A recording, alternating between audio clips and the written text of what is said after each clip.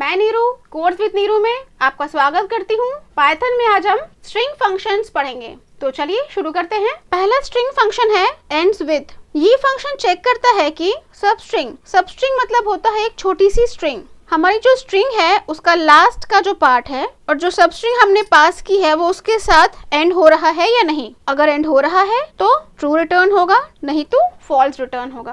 कहने का मतलब ये है कि हमने यहाँ जहाँ फंक्शन लिखा है एंड्स विद, उसमें हमने एक ब्रैकेट में एक छोटी सी सब स्ट्रिंग लिखी हुई है। वो जो सब स्ट्रिंग है वो हमारी जो स्ट्रिंग है, हमारी जो सब स्ट्रिंग है वो हमारी स्ट्रिंग का लास्ट का पार्ट है या नहीं, या वो सब स्ट्रिंग से हमारी स्ट्रिंग एंड हो रही है या नहीं। अगर एंड हो रही है तो ट्रू रिटर्न होगा और नहीं एंड हो रही है तो फॉल्स रिटर्न होगा। चलिए एक प्रोग्राम बना के समझते हैं। यहाँ लिखेंगे आई एम स्टडीइंग पाइथन। यहाँ हम अपना फंक्शन लिख देंगे str.endsWith और ब्रैकेट में जो भी हमें सर्च करना है या जो भी हम सर्च करना चाहते हैं। अब देखिए हमारी जो लाइन है देखिए इसका लास्ट का, देखिए जो पाइथन हमारा लास्ट स्ट्रिंग का लास्ट वर्ड पाइथन है और इसमें देखिए इसका एंड एन से या ओ एन से हो रहा है। तो अगर यहाँ पर हमने ओ एन दे दिया, हम चेक करना चाहते हैं कि हमारी ये जो स्ट्रिंग है ये ओ एन लेटर से इसका ये एंड हो रही है या नहीं। सेव करेंगे और रन करा के देखते हैं। देखिए ट्रू रिटर्न हो रहा है क्योंकि हमारी ये जो स्ट्रिंग है ये ओ एन से ये लेटर्स में लास्ट में आ रहा है। या दूसरा कुछ भी देना चाहें, जैसे हमने यहाँ पे th दे दिया। हम इसे चेक करना चाहते हैं कि इससे हमारा स्ट्रिंग जो है वो एंड हो रहा है कि नहीं। सेव करते हैं, रन करा के देखेंगे। देखिए फॉल्स रिटर्न हो रहा है क्योंकि th तो हमारे स्ट्रिंग में है लेकिन वो th से एंड नहीं हो रहा है। नेक्स्ट है कैपिटलाइज। ये जो फंक्शन है कैपिटलाइज, ये हमारी स्ट्रिंग का फर्स्ट लेटर कैपिटल कर देगा। इसको भी लगा के देख लेते हैं। सेव किया, रन करा के देखते हैं। देखिए इसमें जो आई लेटर है देखिए कैपिटल हो गया है और पूरी लाइन बाकी एज इट इज प्रिंट हुई है। देखिए यहाँ पर हमने इस आई को स्मॉल किया था। और ये जो फंक्शन है कैपिटलाइज, ये हमारी ओरिजिनल स्ट्रिंग को चेंज नहीं करती है, ये एक नई स्ट्रिंग को क्रिएट करती है। देखिए यहाँ पर अगर हम प्रिंट कराते हैं, अगर मैं ये str यहाँ पर प्रिंट कराती हूँ तो देखते हैं क्या होता है।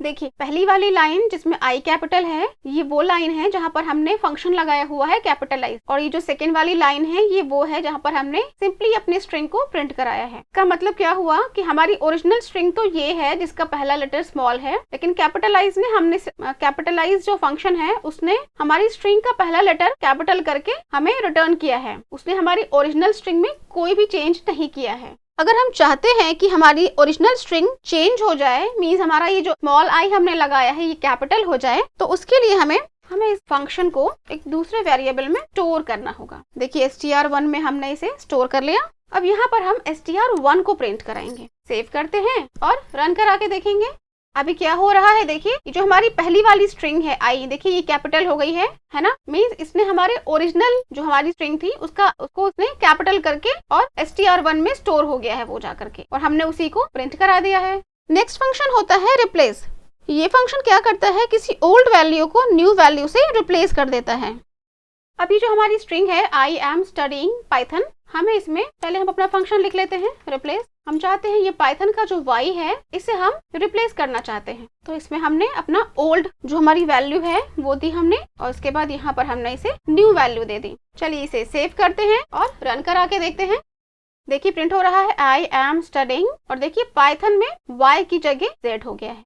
अब यहाँ पर हम चाहें तो इस पूरे पाइथन को ही चेंज करके कोई दूसरी वैल्यू दे सकते हैं।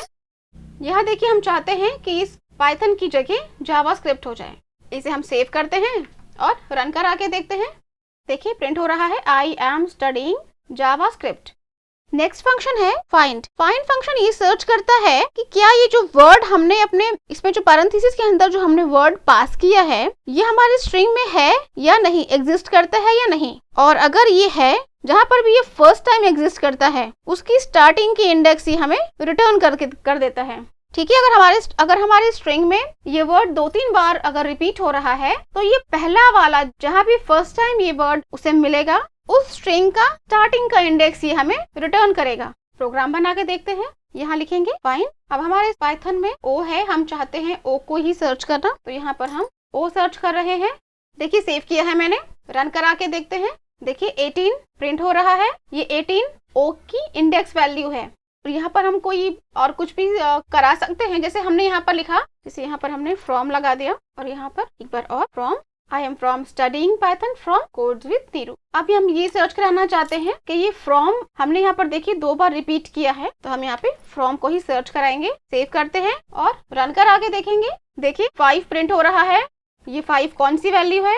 ये जो हमारा पहला वाला फ्रॉम का ये जो f है, ये इस वाले f की वैल्यू है, इस वाले f की इंडेक्स वैल्यू है 5। और अगर हमने अपने जो यहाँ पर जो हमने एक जो भी वैल्यू पास की है, यहाँ पर हमने कोई भी ऐसी वैल्यू पास कर दी जो कि हमारे इस स्ट्रिंग में है ही नहीं, जैसे कि यहाँ पर मैंने z लिख दिया। अब इसे सेव करते हैं और रन करा के देखेंगे। देखिए -1 प्रिंट हो रहा है। इट मीन्स कि कोई ऐसी वैल्यू जो हमारे स्ट्रिंग में एग्जिस्ट ही नहीं करती है, अगर ऐसी कोई वैल्यू हम यहाँ पर पास करते हैं तो वो माइनस प्रिंट हमें करके देगा, माइनस प्रिंट रिटर्न करके देगा ये फंक्शन। नेक्स्ट फंक्शन है काउंट। अगर हम किसी वर्ड को पास कर रहे हैं तो वो वर्ड कितनी बार हमारी स्ट्रिंग में एग्जिस्ट करता है, उसका काउंट हमारे पास रिटर्न होके आ जाता है। तो यहाँ पर पहले हम काउंट ले लेते हैं। अब देखिए हम पहले यहाँ पे फ्रॉम कराते हैं। फ्रॉम हमारे पास 2 टाइम है ना, रिपीट हो रहा है। रन करा के देखते हैं।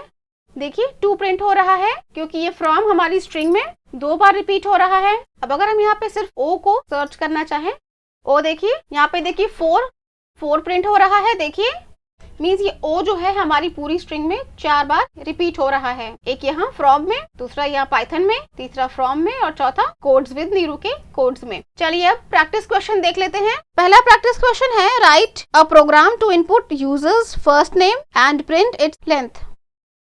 चलिए प्रोग्राम बनाते हैं इसका। सबसे पहले हम यहाँ नेम इनपुट कराएंगे और यहाँ प्रिंट में देखिए हमने प्रिंट करा लिया है length of your name is, और यहाँ पर लेन फंक्शन के साथ जो हमने नेम इनपुट कराया है यूजर का उसे पास कर दिया है। चलिए इसे सेव करते हैं और रन करा के देखेंगे।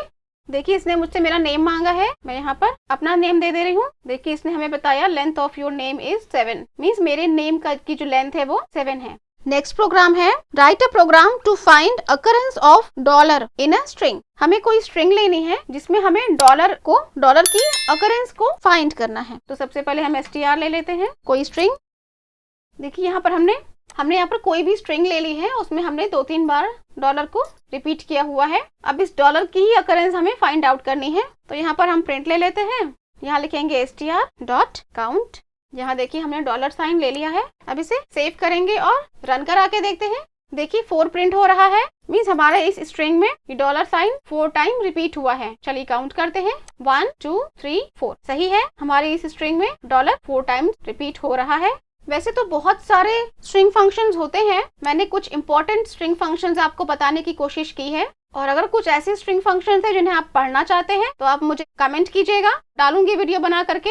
या अगर आपको सारे ही स्ट्रिंग फंक्शंस चाहिए तो भी आप कमेंट करिएगा, मैं सारे स्ट्रिंग फंक्शंस के वीडियो बना के डालूंगी। ये काफी इंटरेस्टिंग है, आप इसे बनाइए। आज के लिए इतना ही, अगली बार फिर कुछ नया सीखेंगे। तब तक के लिए बाय।